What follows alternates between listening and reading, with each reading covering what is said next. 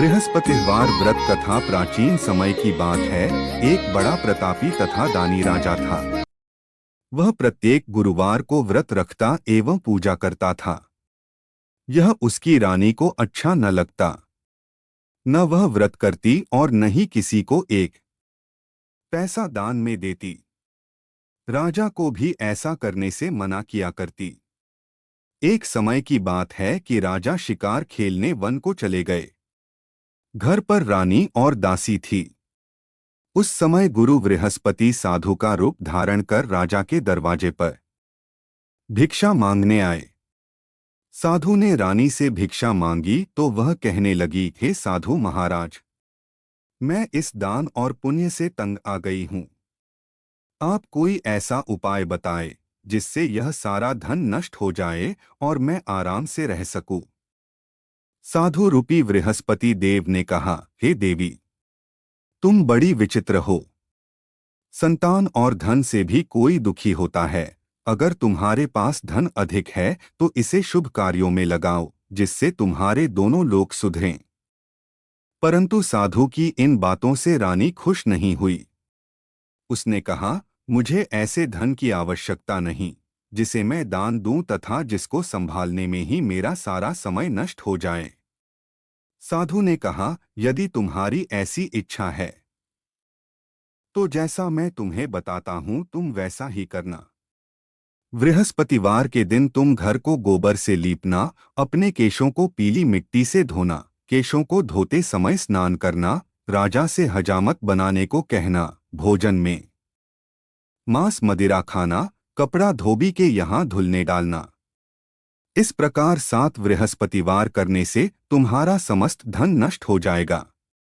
इतना कहकर साधु बने बृहस्पति देव अंतर्धान हो गए। साधु के कहे अनुसार करते हुए रानी को केवल 3 बृहस्पतिवार ही बीते थे कि उसकी समस्त धन संपत्ति नष्ट हो गई। भोजन के लिए परिवार तरसने लगा।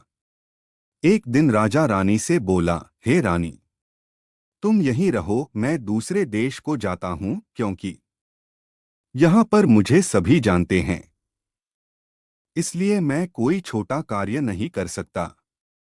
ऐसा कहकर राजा परदेश चला गया। वहां वह जंगल से लकड़ी काटकर लाता और शहर में बेचता। इस तरह वह अपना जीवन व्यतीत करने लगा। इधर राजा के बिना रानी और दासी दुखी रहने लगीं। एक समय जब रानी और दासियों को 7 दिन बिना भोजन के रहना पड़ा तो रानी ने अपनी दासी से कहा, हे दासी, पास ही के नगर में मेरी बहन रहती है। वह बड़ी धनवान है। तू उसके पास जा और कुछ ले आ ताकि थोड़ा बहुत गुजर बसर हो जाए। दासी रानी की बहन के पास गई। उस दिन बृहस्पतिवार था। रानी का बहन उस समय बृहस्पतिवार की कथा सुन रही थी। दासी ने रानी की बहन को अपनी रानी का संदेश दिया, लेकिन रानी की बहन ने कोई उत्तर नहीं दिया। जब दासी को रानी की बहन से कोई उत्तर नहीं मिला तो वह बहुत दुखी हुई। उसे क्रोध भी आया। दासी ने वापस आकर रानी को सारी बात बता दी। सुनकर रानी ने अपने भाग्य को कोसा। उधर रानी की बहन ने सोचा कि मेरी बहन की दासी आई थी, परंतु मैं उससे नहीं बोली, इससे वह बहुत दुखी हुई होगी। कथा सुनकर और पूजन समाप्त कर वह अपनी बहन के घर गई और कहने लगी, हे बहन, मैं बृहस्पतिवार का व्रत कर रही थी। तुम्हारी दासी गई, परंतु जब तक कथा होती है तब तक न उठते हैं और न बोलते हैं, इसीलिए मैं नहीं बोली। कहो, दासी क्यों गई थी? रानी बोली, बहन, हमारे घर अनाज नहीं था। ऐसा कहते कहते रानी की आंखें भर आई। उसने दासियों समेत भूखा रहने की बात भी अपनी बहन को बता दी। रानी की बहन बोली, बहन देखो, बृहस्पति देव भगवान सबकी मनोकामना पूर्ण करते हैं। देखो, शायद तुम्हारे घर में अनाज रखा हो। यह सुनकर दासी घर के अंदर गई तो वहां उसे एक घड़ा अनाज का भरा मिल गया। उसे बड़ी हैरानी हुई क्योंकि उसे एक एक बर्तन देख लिया था। उसने बाहर आकर रानी को बताया। दासी रानी से कहने लगी, हे रानी, जब हमको भोजन नहीं मिलता तो हम व्रत ही तो करते हैं, इसलिए क्यों न इनसे व्रत और कथा की विधि पूछ ली जाए, हम भी व्रत किया करेंगे। दासी के कहने पर रानी ने अपनी बहन से बृहस्पतिवार व्रत के बारे में पूछा। उसकी बहन ने बताया, बृहस्पतिवार के व्रत में चने की दाल और मुनक्का से विष्णु भगवान का केले की जड़ में पूजन करें तथा दीपक जलाएं, पीला भोजन करें तथा कथा सुनें। इससे गुरु भगवान प्रसन्न होते हैं, मनोकामना पूर्ण करते हैं। व्रत और पूजन की विधि बताकर रानी की बहन अपने घर लौट आई। रानी और दासी दोनों ने निश्चय किया कि बृहस्पति देव भगवान का पूजन जरूर करेंगे। 7 रोज बाद जब बृहस्पतिवार आया तो उन्होंने व्रत रखा। घुड़साल में जाकर चना और गुड़ बीन लाई तथा उसकी दाल से केले की जड़ तथा विष्णु भगवान का पूजन किया। अब पीला भोजन कहाँ से आए? दोनों बड़ी दुखी हुई, परंतु उन्होंने व्रत किया था इसलिए बृहस्पति देव भगवान प्रसन्न थे। एक साधारण व्यक्ति के रूप में वे 2 थालों में सुंदर पीला भोजन लेकर आए और दासी को देकर बोले, हे दासी, यह भोजन तुम्हारे लिए और तुम्हारी रानी के लिए है, इसे तुम दोनों ग्रहण करना। दासी भोजन पाकर बहुत प्रसन्न हुई। उसने रानी को सारी बात बताई।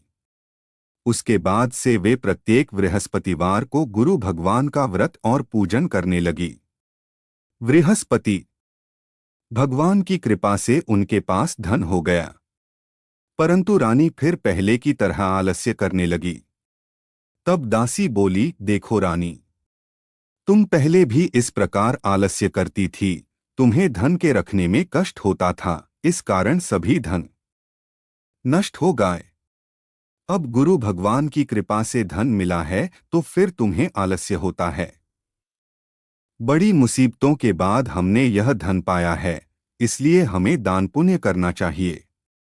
अब तुम भूखे मनुष्यों को भोजन कराओ, प्याऊ लगवाओ, ब्राह्मणों को दान दो, कुआं तालाब बावड़ी आदि का निर्माण कराओ, मंदिर पाठशाला बनवाकर ज्ञान दान दो, कुंवारी कन्याओं का विवाह करवाओ, अर्थात धन को शुभ कार्यों में खर्च करो, जिससे तुम्हारे कुल का यश बढ़े तथा स्वर्ग प्राप्त हो और पितर प्रसन्न हो।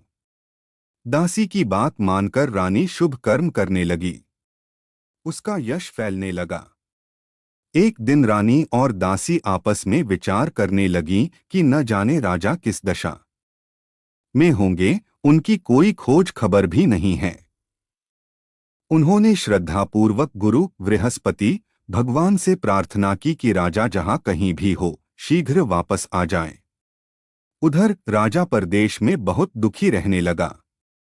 वह प्रतिदिन जंगल से लकड़ी बीनकर लाता और उसे शहर में बेचकर अपने दुखी जीवन को बड़ी कठिनता से व्यतीत करता। एक दिन दुखी हो अपनी पुरानी बातों को याद करके वह रोने लगा और उदास हो गया। उसी समय राजा के पास बृहस्पति देव साधु के वेश में आकर बोले, हे लकड़हारे, तुम इस सुनसान जंगल में किस चिंता में बैठे हो, मुझे बतलाओ। यह सुन राजा के नेत्रों में जल भर आया। साधु की वंदना कर राजा ने अपनी संपूर्ण कहानी सुना दी। महात्मा दयालु होते हैं। वे राजा से बोले, हे राजा, तुम्हारी पत्नी ने बृहस्पति देव के प्रति अपराध किया था, जिसके कारण तुम्हारी यह दशा हुई। अब तुम चिंता मत करो, भगवान तुम्हें पहले से अधिक धन देंगे। देखो, तुम्हारी पत्नी ने बृहस्पतिवार का व्रत प्रारंभ कर दिया है। अब तुम भी बृहस्पतिवार का व्रत करके चने की दाल व गुड़ जल के लोटे में डालकर केले का पूजन करो। फिर कथा कहो या सुनो। भगवान तुम्हारी सब कामनाओं को पूर्ण करेंगे। साधु की बात सुनकर राजा बोला, हे प्रभु, लकड़ी बेचकर तो इतना पैसा भई नहीं बचता जिससे भोजन के उपरांत कुछ बचा सकूं। मैंने रात्रि में अपनी रानी को व्याकुल देखा है।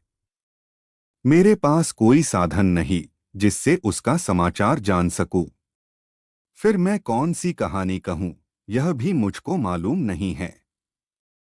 साधु ने कहा, हे राजा, मन में बृहस्पति भगवान के पूजन व्रत का निश्चय करो। वे स्वयं तुम्हारे लिए कोई राह बना देंगे।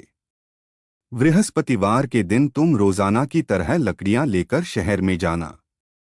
तुम्हें रोज से दुगुना धन मिलेगा, जिससे तुम भली भांति भोजन कर लोगे तथा बृहस्पति देव की पूजा का सामान भी आ जाएगा।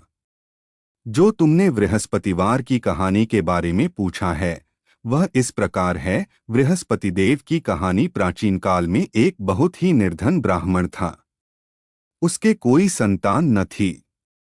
वह नित्य पूजा पाठ करता। उसकी स्त्री न स्नान करती और न किसी देवता का पूजन करती। इस कारण ब्राह्मण देवता बहुत दुखी रहते थे। भगवान की कृपा से ब्राह्मण के यहाँ एक कन्या उत्पन्न हुई। कन्या बड़ी होने लगी। प्रातः स्नान करके वह भगवान विष्णु का जप करती। बृहस्पतिवार का व्रत भी करने लगी। पूजा पाठ समाप्त कर पाठशाला जाती तो अपनी मुट्ठी में जौ भर के ले जाती और पाठशाला के मार्ग में डालती जाती। लौटते समय वही जौ स्वर्ण के हो जाते तो उनको बीनकर घर ले आती। एक दिन वह बालिका सूप में उन सोने के जौ को फटककर साफ कर रही थी कि तभी उसकी माँ ने देख लिया और कहा कि हे बेटी, सोने के जौ को फटकने के लिए सोने का सूप भी तो होना चाहिए।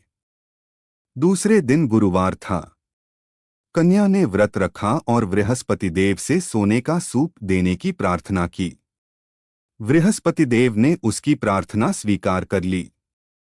रोजाना की तरह वह कन्या जौ फैलाती हुई पाठशाला चली गई। पाठशाला से लौटकर जब वह जौ बीन रही थी तो बृहस्पति देव की कृपा से उसे सोने का सूप मिला। उसे वह घर ले आई और उससे जौ साफ करने लगी, परंतु उसकी मां का वही ढंग रहा। एक दिन की बात है। कन्या सोने के सूप में जब जौ साफ कर रही थी, उस समय उस नगर का राजकुमार वहां से निकला। कन्या के रूप और कार्य को देखकर वह उस पर मोहित हो गया। राजमहल आकर वह भोजन तथा जल त्याग कर उदास होकर लेट गया। राजा को जब राजकुमार धारा अन्नजल त्यागने का समाचार ज्ञात हुआ तो अपने मंत्रियों के साथ वह अपने पुत्र के पास गया और कारण पूछा। राजकुमार ने राजा को उस लड़की के घर का पता भी बता दिया। मंत्री उस लड़की के घर गया। मंत्री ने ब्राह्मण के समक्ष राजा की ओर से निवेदन किया। कुछ ही दिन बाद ब्राह्मण की कन्या का विवाह राजकुमार के साथ संपन्न हो गया। कन्या के घर से जाते ही ब्राह्मण के घर में पहले की भांति गरीबी का निवास हो गया। एक दिन दुखी होकर ब्राह्मण अपनी पुत्री से मिलने गए। बेटी ने पिता की अवस्था को देखा और अपनी मां का हाल पूछा। ब्राह्मण ने सभी हाल कह सुनाया। कन्या ने बहुत सा धन देकर अपने पिता को विदा कर दिया। लेकिन कुछ दिन बाद फिर वही हाल हो गया। ब्राह्मण फिर अपनी कन्या के यहाँ गया और सभी हाल कहा तो पुत्री बोली, हे पिताजी, आप माताजी को यहाँ लिवा लाओ। मैं उन्हें वह विधि बता दूंगी जिससे गरीबी दूर हो जाए। ब्राह्मण देवता अपनी स्त्री को साथ लेकर अपनी पुत्री के पास राजमहल पहुंचे तो पुत्री अपनी मां को समझाने लगी, हे मां, तुम प्रातःकाल स्नानादि करके विष्णु भगवान का पूजन करो तो सब दरिद्रता दूर हो जाएगी। परंतु उसकी मां ने उसकी एक भी बात नहीं मानी। वह प्रातःकाल उठकर अपनी पुत्री की बची जूठन को खा लेती थी। एक दिन उसकी पुत्री को बहुत गुस्सा आया। उसने अपनी मां को एक कोठरी में बंद कर दिया। प्रातः उसे स्नानादि करा के पूजा पाठ करवाया तो उसकी मां की बुद्धि ठीक हो गई। इसके बाद वह नियम से पूजा पाठ करने लगी और प्रत्येक बृहस्पतिवार को व्रत करने लगी। इस व्रत के प्रभाव से मृत्यु के बाद वह स्वर्ग को गई। वह ब्राह्मण भी सुखपूर्वक इस लोक का सुख भोग कर स्वर्ग को प्राप्त हुआ। इस तरह कहानी कहकर साधु बने देवता वहां से लोप हो गए। धीरे धीरे समय व्यतीत होने पर फिर बृहस्पतिवार का दिन आया। राजा जंगल से लकड़ी काटकर शहर में बेचने गया। उसे उस दिन और दिनों से अधिक धन मिला। राजा ने चना गुड़ आदि लाकर बृहस्पतिवार का व्रत किया। उस दिन से उसके सभी क्लेश दूर हुए। परंतु जब अगले गुरुवार का दिन आया तो वह बृहस्पतिवार का व्रत करना भूल गया। इस कारण बृहस्पति भगवान नाराज हो गए। उस दिन उस नगर के राजा ने विशाल यज्ञ का आयोजन किया था तथा अपने समस्त राज्य में घोषणा करवा दी कि सभी मेरे यहाँ भोजन करने आवें। किसी के घर चूल्हा न जले। इस आज्ञा को जो न मानेगा उसको फांसी दे दी जाएगी। राजा की आज्ञानुसार राज्य के सभी वासी राजा के भोज में सम्मिलित हुए, लेकिन लकड़हारा कुछ देर से पहुंचा, इसलिए राजा उसको अपने साथ महल में ले गए। जब राजा लकड़हारे को भोजन करा रहे थे तो रानी की दृष्टि उस खूंटी पर पड़ी जिस पर उसका हार लटका हुआ था। उसे हार खूंटी पर लटका दिखाई नहीं दिया। रानी को निश्चय हो गया कि मेरा हार इस लकड़हारे ने चुरा लिया है। उसी समय सैनिक बुलवाकर उसको जेल में डलवा दिया। लकड़हारा जेल में विचार करने लगा कि न जाने कौन से पूर्वजन्म के कर्म से मुझे यह दुख प्राप्त हुआ है, और जंगल में मिले साधु को याद करने लगा। तत्काल बृहस्पति देव साधु के रूप में प्रकट हो गए और कहने लगे, अरे मूर्ख, तूने बृहस्पति देवता की कथा नहीं की, उसी कारण तुझे यह दुख प्राप्त हुआ है। अब चिंता मत कर। बृहस्पतिवार के दिन जेलखाने के दरवाजे पर तुझे 4 पैसे पड़े मिलेंगे, उनसे तू बृहस्पतिवार की पूजा करना तो तेरे सभी कष्ट दूर हो जाएंगे। अगले बृहस्पतिवार उसे जेल के द्वार पर 4 पैसे मिले। राजा ने पूजा का सामान मंगवाकर कथा कही और प्रसाद बांटा। उसी रात्रि में बृहस्पति देव ने उस नगर के राजा को स्वप्न में कहा, हे राजा, तूने जिसे जेल में बंद किया है उसे कल छोड़ देना, वह निर्दोष है। राजा प्रातःकाल उठा और खूंटी पर हार टंगा देखकर लकड़हारे को बुलाकर क्षमा मांगी तथा राजा के योग्य सुंदर वस्त्र आभूषण भेंट कर उसे विदा किया। गुरुदेव की आज्ञानुसार राजा अपने नगर को चल दिया। राजा जब नगर के निकट पहुंचा तो उसे बड़ा ही आश्चर्य हुआ। नगर में पहले से अधिक बाग, तालाब और कुएं तथा बहुत सी धर्मशालाएं, मंदिर आदि बने हुए थे। राजा ने पूछा कि यह किसका बाग और धर्मशाला है। तब नगर के सब लोग कहने लगे कि यह सब रानी और दासी द्वारा बनवाए गए हैं। राजा को आश्चर्य हुआ और गुस्सा भी आया कि उसकी अनुपस्थिति में रानी के पास धन कहाँ से आया होगा।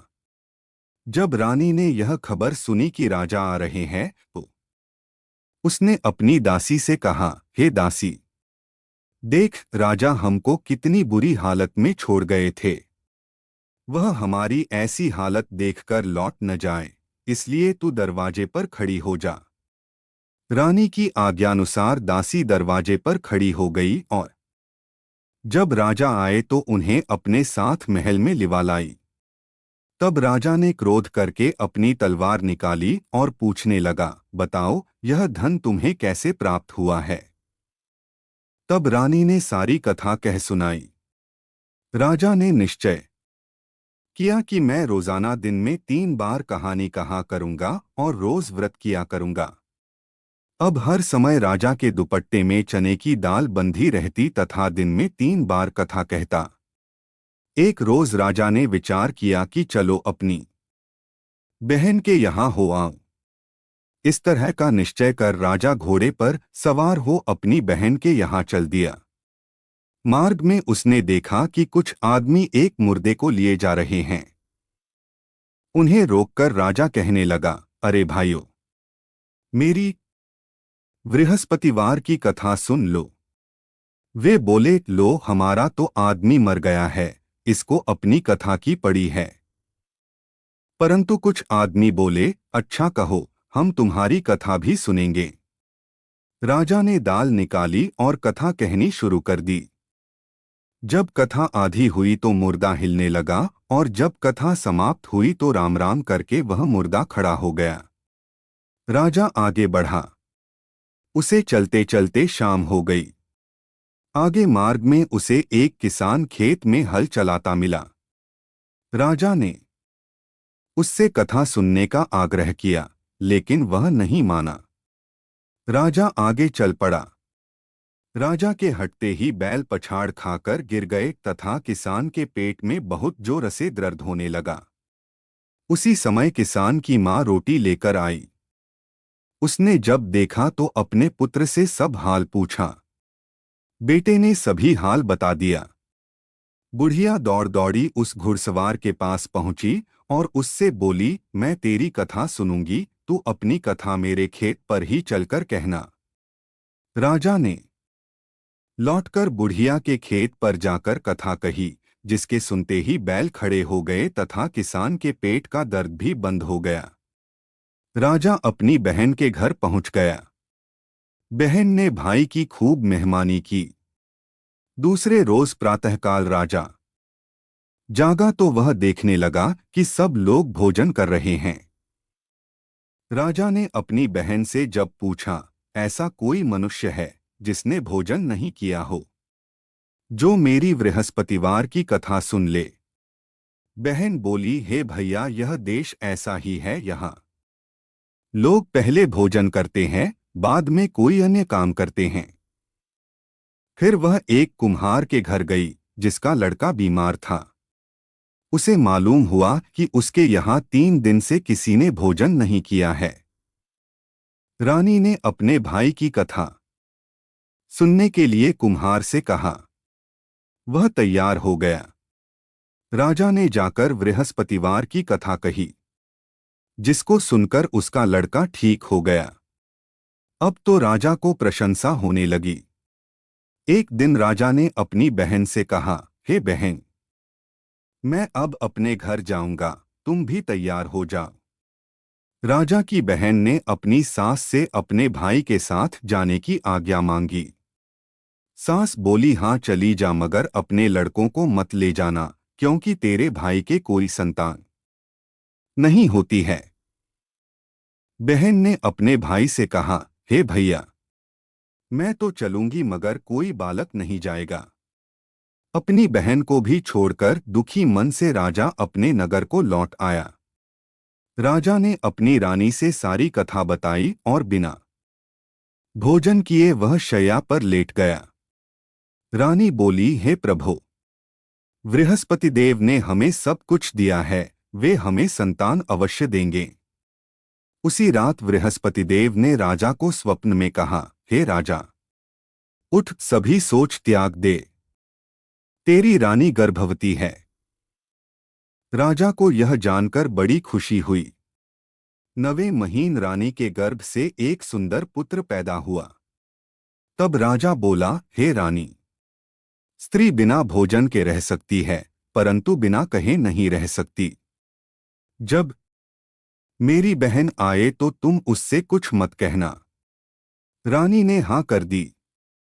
जब राजा की बहन ने यह शुभ समाचार सुना तो वह बहुत खुश हुई तथा बधाई लेकर अपने भाई के यहाँ आई।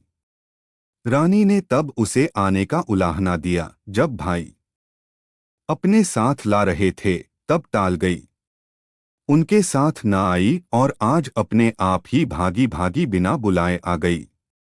तो राजा की बहन बोली, भाई, मैं इस प्रकार न कहती तो तुम्हारे घर औलाद कैसे होती। बृहस्पति देव सभी कामनाएं पूर्ण करते हैं। जो सद्भावना पूर्वक बृहस्पतिवार का व्रत करता है एवं कथा पढ़ता है अथवा सुनता है और दूसरों को सुनाता है, बृहस्पति देव उसकी सभी मनोकामनाएं पूर्ण करते हैं, उनकी सदैव रक्षा करते हैं। जो संसार में सद्भावना से गुरुदेव का पूजन एवं व्रत सच्चे हृदय से करते हैं, उनकी सभी मनोकामनाएं वैसे ही पूर्ण होती है जैसी सच्ची भावना से रानी और राजा ने बृहस्पति देव की कथा का गुणगान किया तो उनकी सभी इच्छाएं बृहस्पति देव जी ने पूर्ण की। अनजाने में भी बृहस्पति देव की उपेक्षा न करें। ऐसा करने से सुख शांति नष्ट हो जाती है। इसलिए सबको कथा सुनने के बाद प्रसाद लेकर जाना चाहिए। हृदय से उनका मनन करते हुए जयकारा बोलना चाहिए। बोलिए प्रेम से बृहस्पति भगवान की जय, विष्णु भगवान की जय, आरती बृहस्पति देवता की जय, बृहस्पति देवा उजय, बृहस्पति देवा। छिन छिन भोग लगाओ कदली फल मेवा तुम पूर्ण, परमात्मा तुम अंतर्यामी, जगतपिता जगदीश्वर तुम सबके स्वामी, चरणामृत निज निर्मल सब पातक हरता, सकल मनोरथ दायक, कृपा करो भरता, तन मन धन अर्पण कर जो जन शरण पड़े, प्रभु प्रकट तब होकर आकर घार खड़े, दीनदयाल दयानिधि भक्तन हितकारी, पाप दोष सब हरता, भव बंधन हारी, सकल मनोरथ दायक सब संशय हारो, विषय विकार मिटाओ संतन सुखकारी, जो कोई आरती तेरी प्रेम सहित गावे, जेठानंद आनंद कर सो निश्चय पावे। सब बोलो विष्णु भगवान की जय, बोलो बृहस्पति देव भगवान की जय।